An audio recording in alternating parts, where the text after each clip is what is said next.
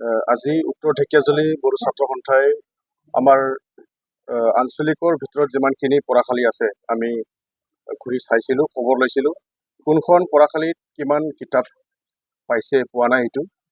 এতিয়া আমি ঘূৰি দেখিলোঁ, এতিয়া আমি বাটাচীপুৰত থকা বাটাচীপুৰ মিলন হাইস্কুলত আছোঁ, লগতে এম ই স্কুল আছে। এইখন স্কুলত আমি খবৰ লৈছোঁ।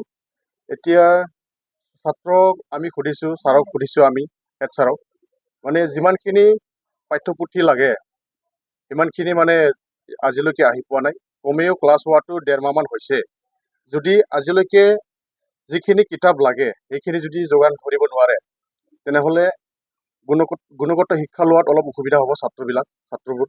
সেইকাৰণে আমি উত্তৰ ঢেকিয়াজুলি আঞ্চলিক বড়ো ছাত্ৰ সন্থাৰ পৰা এইটোকে অনুৰোধ কৰিছোঁ চৰকাৰৰ শিক্ষা বিভাগ যাতে যিমানখিনি প্ৰয়োজনীয় পাঠ্যপুথি প্ৰয়োজন আছে লাগে সোনকালে যদি কম সময়ৰ ভিতৰতে যদি যোগান ধৰে তেনেহ'লে গুণগত শিক্ষা লোৱাত অলপ সুবিধা হ'ব। যদিহে যোগান ধৰিব নোৱাৰে তেনেহ'লে আমাৰ পঢ়াশালীবোৰত শিক্ষা দিয়াত অলপ অসুবিধা হ'ব। সেইকাৰণে আমি অনুৰোধ কৰিছোঁ চৰকাৰৰ শিক্ষা বিভাগ অতি সোনকালে কম সময়ৰ ভিতৰতে যিমানখিনি পাঠ্যপুথি লাগে পঢ়াশালীত যেন যোগান ধৰে, আমি ইয়াকে অনুৰোধ কৰিছোঁ উত্তৰ ঢেকিয়াজুলি বড়ো ছাত্ৰ সন্থাৰ পৰা।